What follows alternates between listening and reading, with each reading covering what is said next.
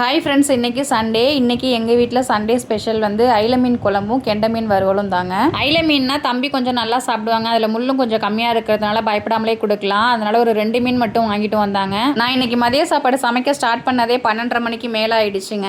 ஒரு 4 வேலையை முடிக்க வேண்டிய வேலை இருந்துச்சுங்க. இன்றைக்கி வேறு ஒன்றும் இல்லைங்க, துணி துவைக்காமல் சேர்த்து வச்சுக்கிட்டே இருந்தது. அதை இன்றைக்கி முடிச்சே ஆகணும் அப்படின்னு சொல்லிட்டு ஒரு கட்டாயத்தில் இன்றைக்கி நான் துவைச்சி முடிச்சிட்டேன். நார்மலாக இந்த குளிர்காலத்தில் ஈவினிங்கில் தண்ணியில் கையை வச்சாலே அவ்வளோ ஜில்லுன்னு இருக்கும். அதுவும் இங்கே வந்து ஊட்டி கிளைமேட் மாதிரியே இருக்குங்க. ஒரு 4 நாளாக சுத்தமாக வெயிலே கிடையாது. அந்த டைமில் ஈவினிங்கில் தண்ணியில் கையை வச்சா எப்படி இருக்கும்? முக்கியமாக காரணமே எங்கள் அப்பா குட்டி தாங்க. நான் துணி துவைக்க போயிட்டேன் அப்படின்னா எங்கள் மாமாவுக்கு நைட் ஷிஃப்ட் வந்து தூங்குவாங்க. நான் துணி துவைக்க போயிட்டேன் அப்படின்னா அவங்கள டிஸ்டர்ப் பண்ணுவாங்க. அப்படிங்கிற காரணத்தினாலேயே ஈவினிங்கில் துவைக்கலான்ட்டு இப்படியே வச்சுட்டே போயிட்டேன். மிஷினில் போட்டிருந்தா வேலையே முடிஞ்சிருக்குங்க. வெயிட் லாஸ் பண்ணுறேன் அப்படின்னு சொல்லிட்டு ஒரு 4-5 மாதமாக நான் சுத்தமாக மிஷினில் போடுறதே கிடையாது.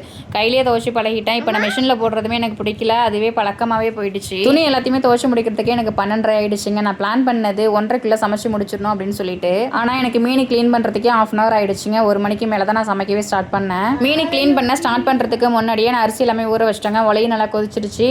உலையில் அரிசியை போட்டுட்டு சைடில் வந்து மீனுக்கு மசாலா எல்லாமே ரெடி பண்ணி மீனில் மிக்ஸ் பண்ணி வச்சுட்டு ஃப்ரீசரில் எடுத்து வச்சுட்டேன். அதுக்கப்புறம் குழம்பு வைக்க ஸ்டார்ட் பண்ணிட்டாங்க. அப்புறம் என்ன பண்ணேன்னா புளி ஊற வைக்கிறதுக்கு மறந்துட்டேங்க. அதுக்கப்புறம் தான் ஊற வச்சேன். அது ஊறுறதுக்கு கொஞ்சம் டைம் எடுத்துருச்சு வேறு. அப்புறம் குழம்பு எல்லாமே கூட்டி வச்சுட்டு நல்லா கொதிக்கிட்டோம் அப்படின்னு சொல்லிட்டு நான் துணி துவைச்சி வச்சுருந்தேன்ல, அதை மேலே போய் காய வச்சுட்டு வந்துடலான்ட்டு அதை காய வச்சுட்டு அதுக்கப்புறம் வந்து தேங்காய் பேஸ்ட்டு எல்லாமே அரைச்சி ஊற்றினேன். சாதமும் சைடில் வெந்துடுச்சு.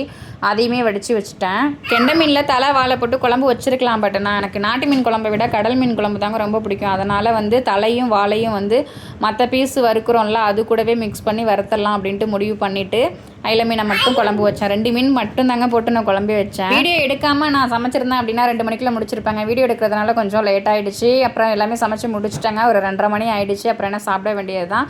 வீடியோ பிடிச்சிருந்துச்சு அப்படின்னா லைக் பண்ணுங்கள். ஓகே, தேங்க்யூ, பாய்.